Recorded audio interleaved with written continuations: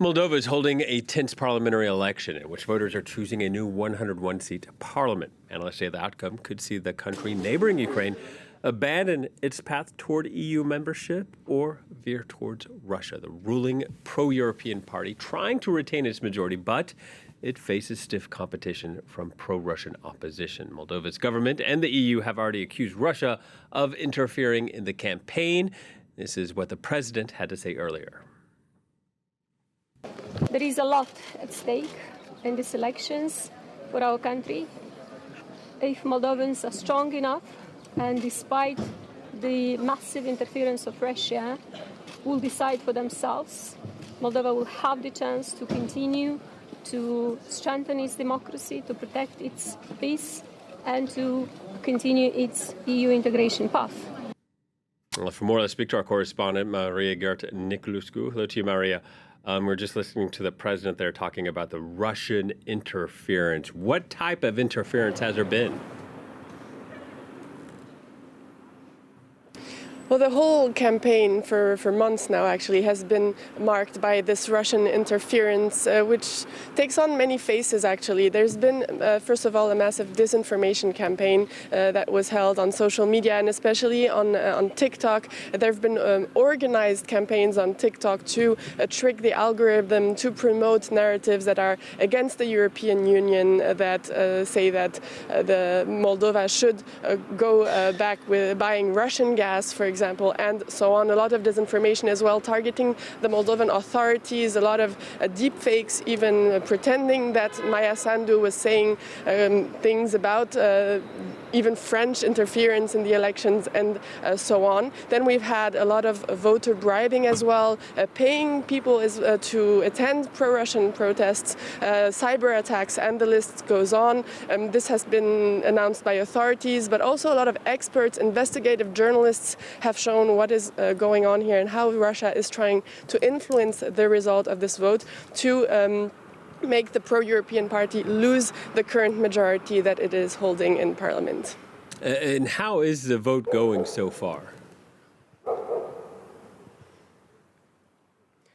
Well, so far the vote has been unfolding smoothly. There have been a few incidents, but they are quite isolated. Observers have noted that some people have tried already to bribe voters. Some voters have photographed their ballot. There's also been cyber attacks, trials of cyber attacks against official websites, including the electoral commissions. But but authorities are working to fix these as soon as possible. I'm right now in front of a polling station in the capital Chisinau that is reserved for voters from the Transnistrian region. Transnistria is a Moldovan region, but that unilaterally declared its independence and is actually de facto led by pro-Russian authorities. So no polling sections are open there. There are 12 polling sections opened for Transnistrian voters across the country, including the one behind me. And this subject of Transnistria actually recalls the geopolitical stakes that are in this election between choosing the pro-European path, continuing actually the pro-European path, or going back to closer ties with Moscow. All right, Maria, thank you very much. Maria Niculescu reporting, polls closing at 9 p.m. local time. Joining us on the set is Jacques Rupnik, a professor at Sciences Po University. Hello to you, and thank you for coming in. First question for you is, why is Moldova so important to Europe and to Russia? It is important because of its location. If you look on the map, next to Ukraine, next to Romania, but very close to Russia, too close for comfort, used to be part of the Soviet Union, and part of its territory, as has been referred to in your report, Transnistria is actually a satellite of Russia. Or, to put it in another way, Russia has organized or has encouraged a referendum in Transnistria, this separatist region, to be held. They even voted to join Russia, to be attached to Russia. Russia never followed suit. They preferred to have this tool, leverage, that they can use against Moldova. So it's important for Russia clearly in the regional context of a war in Ukraine. It's important for Europe, which understands that what is at stake in Moldova is something that concerns Ukraine and the whole region, the capacity for democracy, democratic change to be established, and actually to encourage European integration, European influence there. So you have the two, Russia and Europe, really very close, in a close contest, with, of course, that issue becoming a subject of the election itself. Well, that's why I wanted to ask you, because so often when we look at why elections are important, we put it into a geopolitical context, but for the people voting, they're usually going off of domestic issues, or usually thinking about pocketbook issues. Do the people casting ballots today think this is the most important election in Moldova's history? Well, this is what the president says, and well, she made a very dramatic speech in the European Parliament saying, either we have democracy in Moldova, and if you cannot sustain democracy in Moldova, you cannot sustain it anywhere in Europe. Democracy is not safe anywhere in Europe. This is what she said in front of the European Parliament. So this is quite a dramatization on this issue. For the majority of the population, I'm not there, but my guess is this is not the most important issue. They look at the balance sheet of a government which had an overwhelming majority in parliament, 60 seats out of 101, had a president. So they had the power.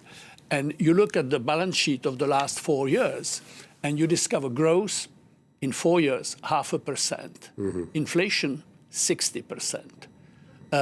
People who left the country, over 200,000, went to work abroad. And I could go on like that. In short, the balance sheet is not that great, and therefore you cannot run on that score. And interestingly, in the previous election, it was run, the same party, run on the issue of fight against corruption. This was a primary.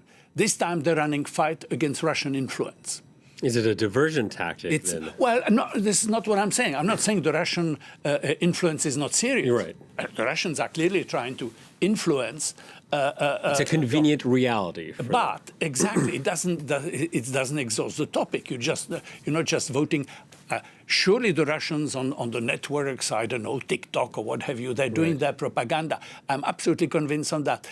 Does that exhaust the subject of this election? I'm not sure. And what I mentioned about the economic conditions, the social condition, and the fight against corruption, which many people feel has been neglected. That was a prime issue in the campaign 4 years ago. What happened last week?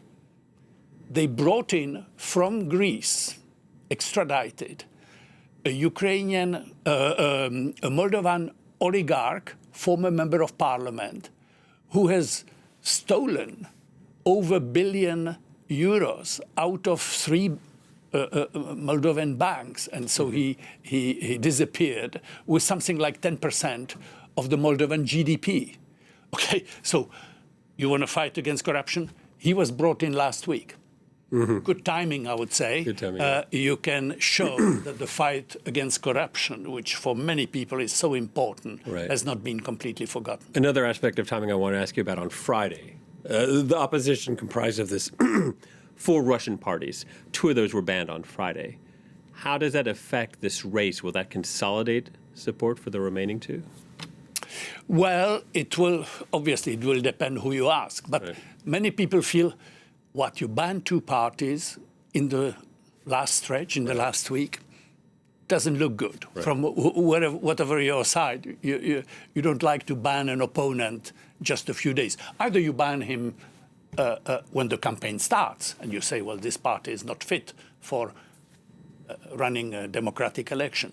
But to ban it a few days before, okay. So for some people, maybe their supporters, they will vote for the other 2 parties, and that may consolidate that group. That is very difficult to say. A big question is the turnout and which way the abstention voters would have gone. Because what you have is that 40% of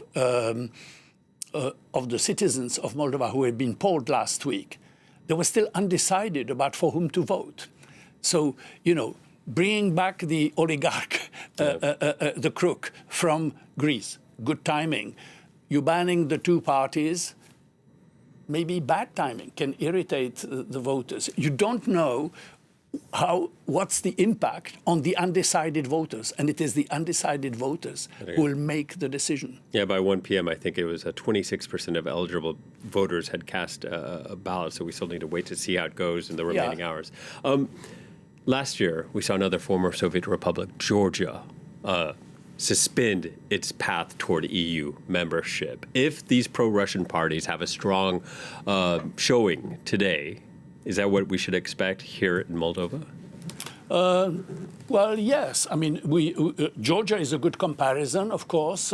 You have the party of the so-called the Georgian Dream, which is, the big boss of Georgian politics is also an oligarch whose ties go directly to Russia. This is not allegations. This is really his money actually has been largely made in Russia. And there's been protests after the elections, because the European question was in the background. It was what the pro-European people in the street, mainly young people, were saying that this government is taking us away from the prospect of joining ever the European Union, and therefore they were fighting. So this is interesting. Both in Moldova and in Georgia, you have the European question becomes a domestic political issue. Right. So this is interesting. Among member states of the European Union, domestic politics prevail, and Europe is something that is going. And occasionally, the European issue makes inroads in domestic. There, it is the central issue. Yeah, it's sort of like a question about identity and the future people are choosing for. What we saw in Georgia after that election, we saw protests, big protests, and often violently suppressed. Is that a possibility here in Moldova? Well, I hope not, and certainly doesn't look that way, because the president still remains the president. Right. And there hasn't been so far that kind of, there is polarization. Right. But a violent confrontation, I think neither side would want to do that. The pro-European side, because you want to show that you are democratic, open, pluralist, pro-European. And the other side, they would start a violent contest to demonstrate what. They may do that in Transnistria, perhaps. But then this is already a region where the vote will go overwhelmingly for the pro-Russian parties. So I don't see that scenario. I hope I'm right. Right. This is what nobody, I think, needs in Moldova. The crucial issue will be not just how Moldovans vote, but how Moldovans abroad vote. Mm-hmm. There's about 20 to a quarter of the population of Moldova. And other Moldovans abroad, do they tend to be more pro-EU, more Western, or not? They used to be overwhelming majority pro-EU, because they work in the EU. Right. They're already here, so to speak. They work mainly in Southern Europe, in Italy, Spain, Portugal, and of course, including France. So they're already in Europe, they enjoy the benefits of Europe, their families over there, and they tend to vote pro-European. This is not guaranteed. They see the situation at home, it's not doing that well. So that is, and then you have the Moldovan diaspora in Russia. We forget about that. There are a lot of Moldovans also working in Russia. But there's only one polling station available in Russia, in Moscow. So their vote will be, let's say, minuscule compared to that of the diaspora in the West. But the diaspora could make the difference. All right, we'll be watching to see how it breaks. Jacques, thank you very much for coming in. Jacques Rupnik, professor from University.